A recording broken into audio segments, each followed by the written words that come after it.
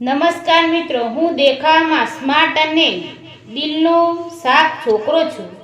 મને વાત કરવાનો ખૂબ શોખ છે, એટલે હું રોજ નવા દોસ્ત બનાવું છું. મારે એક મિત્રએ મને કહ્યું કે થોડા દિવસથી ખૂબ જ પરેશાન થઈ ગયો છે.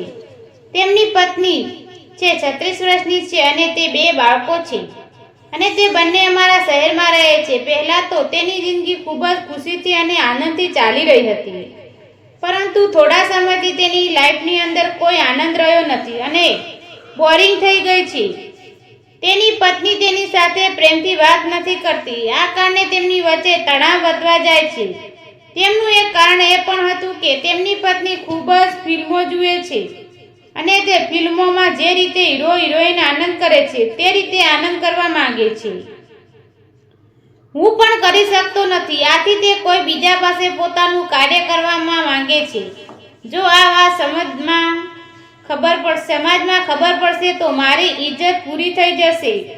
એટલે પ્લીઝ આ કાર્યમાં તું મારી મદદ કરી શકે છે. તું મારી પત્નીને સાથે તેના પ્રોબ્લેમનું સોલ્યુશન કર અને એક વખત તેમને આપવા તારા દેખાવડી છે, તેથી તે ફરી વખત એવું કરવાનું વિચારી પણ નહીં શકી.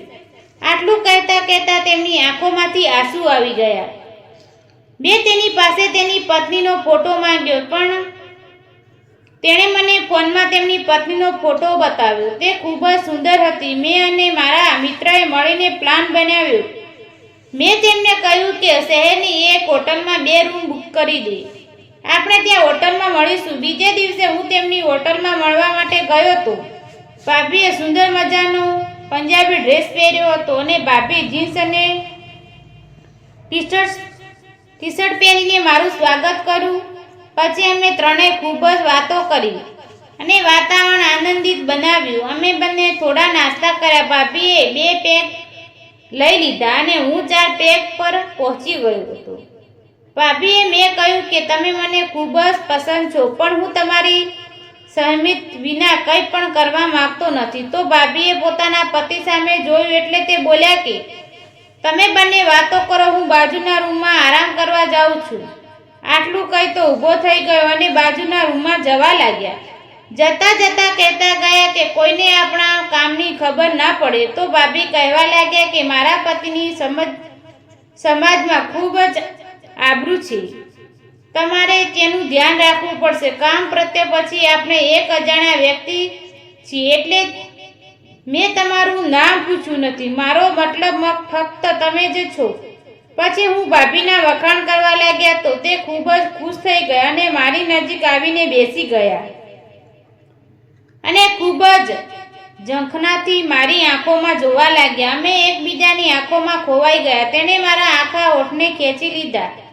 મેં મારા હાથથી તેને સ્પેસનો આનંદ આપવાનું શરૂ કર્યું. તેને ગરમ સ્વાદ મને અલગ પ્રકારનો નશો આપી રહ્યો હતો. થોડા સમય પછી એ સમજી ગઈ કે હવે હું શું કરવાનો છું. તે ઊભા થઈ ગયા અને ભાભીએ સુંદરતા જોઈને મારી શરીરની અંદર પણ તણાવ આવવા લાગ્યો. આટલી ઉંમરે આટલું સુંદર શરીર કોઈનું ના હોઈ શકે. હું તેની સામે બેસી ગયો. મેં એક વખત તેની તરફ જોયું અને પછી હસ્યો. જ્યારે મેં તેની તરફ જોયું ત્યારે તે મને હસીને આમંત્રણ આપી રહ્યા હતા.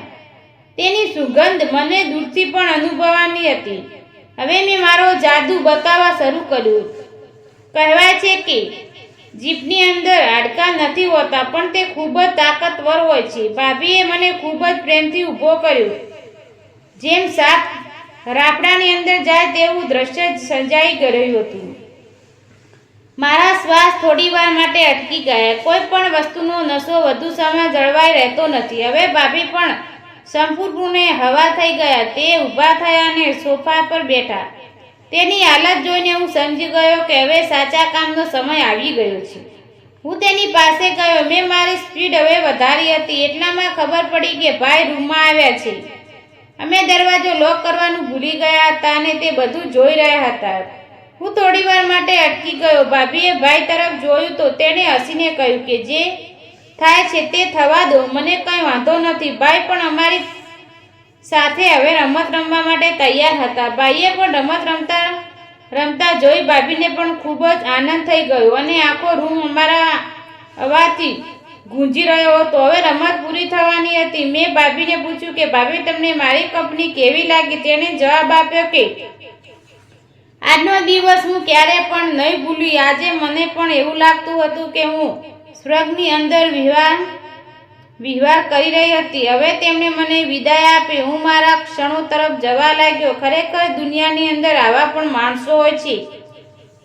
તેને શું કરવું તેની તો ખબર નથી, પણ બીજાની ખબર પડવા દેતા નહીં. મિત્રો, વિડીયો પસંદ આવ્યો હોય તો વિડીયોને લાઈક અને ચેનલને સબસ્ક્રાઈબ જરૂર કરજો. વિડીયો પૂરો જોવા બદલે તમારો ખૂબ ખૂબ આભાર. ધન્યવાદ.